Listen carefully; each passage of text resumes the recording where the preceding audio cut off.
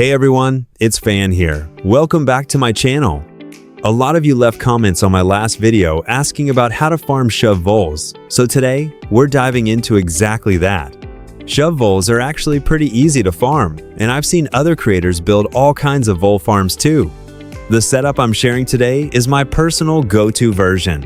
This farm only raises normal voles. I don't breed Delecta Voles at all. If any of the voles lay Delecta Vole Eggs, we just send those eggs straight to the slaughterhouse I've set up, and we can harvest the meat directly from them. Compared to mixed farms that raise both types of voles, this setup has two big advantages. First off, it's fast to get up and running. As soon as the voles lay Delecta Vole Eggs, we can start getting meat right away. No need to wait 100 cycles for the voles to die of old age. Second, it saves a ton of duplicant labor. If you go with a mixed farming model, you'll end up with a huge number of voles later on, and you'll have to assign several duplicants just to groom them. Of course, this farm doesn't yield as much as a mixed one, but my main goal for building it is to get rid of excess regolith, while also raising some voles as a supplementary meat source. First off, let's take a look at the traits of Shove Voles. They have climbing mechanics similar to those of Drecos, and they can even burrow through natural soil blocks and man-made tiles with low hardness. That's one of the reasons why a lot of players find these voles such a nuisance. They can tunnel through blocks and have a massive appetite. If you accidentally let a vole loose in your base and don't notice it in time, it'll devour all your dirt and iron ore in no time. But there are some tiles that Shove Voles can't burrow through. If you build tiles using rocks with a hardness rating above 150, the voles won't be able to get through them. On top of that, Shove Voles can't pass through metal tiles, bunker tiles, airlock doors, or diamond glass tiles. There are a few other tiles and doors that voles can't penetrate too, but we won't need them for our farm.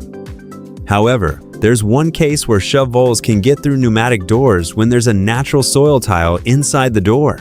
This usually happens after the voles eat, when they happen to poop a soil tile right inside the door.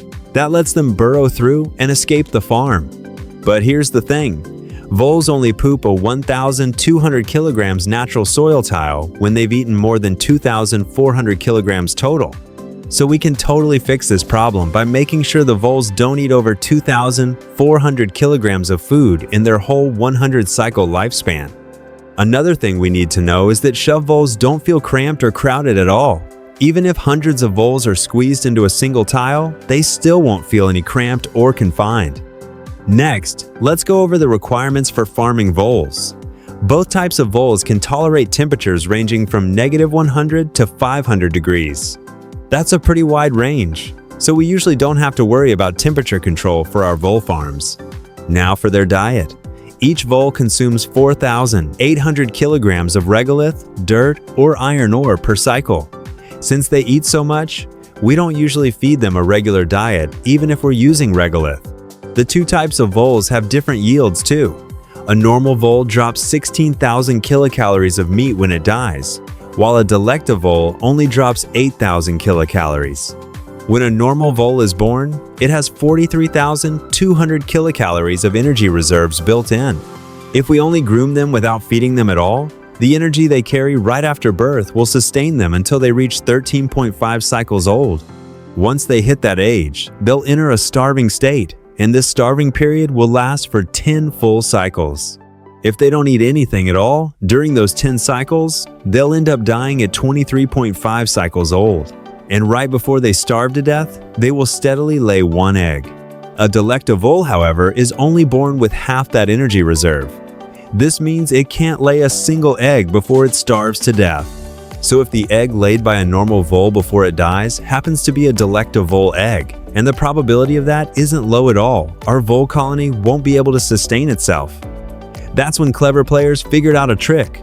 Critters can survive for 10 cycles after entering a starving state.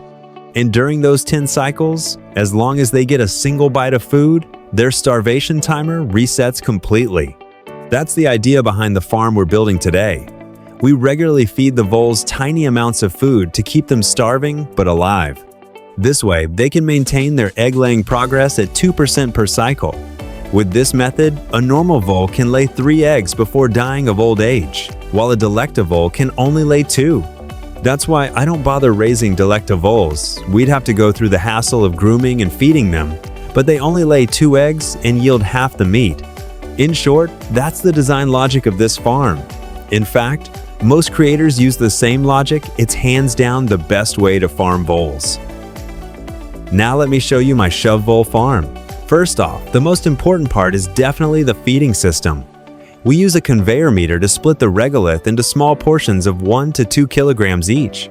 Then we use a timer sensor to control the on-off switch of the conveyor chute for periodic feeding. I set it to feed once every 60 seconds, which means 10 times per cycle. You can gently control the number of voles by adjusting the feeding frequency. Basically, the fewer times you feed them per cycle, the fewer voles you'll end up with. On the left side of the farm, there's also a grooming station, a storage bin for holding regolith, and an auto sweeper. On the right side is an automatic slaughter room for culling Delecta Voles. The other 2 loaders, one sends the Delecta Vole Eggs to the slaughter room, and the other moves the farm's output out of the facility. This whole setup is super easy to build. There's no specific order you need to follow, so there will be no building process in this video. Alright, now let me show you all the overlays. First up, the automation overlay. You can adjust the timer sensor to whatever setting works for you. Remember, we need to connect the 2 signal ports on the conveyor meter with a signal wire. Next, the transport rails interface. Here, I've just daisy-chained all the chute points together. And last, the power system. Alright, that wraps up today's Shove Vole farm tutorial. This setup is simple, low effort, and totally tweakable. Feel free to get creative and modify it to fit your base's needs. If you like this video, make sure to hit that like button and subscribe to my channel for more oxygen not included tips and tutorials. Drop a comment down below if you have any questions about the farm, or if you want me to cover any other ONI builds in future videos. Thanks so much for watching, guys. I'll see you in the next one.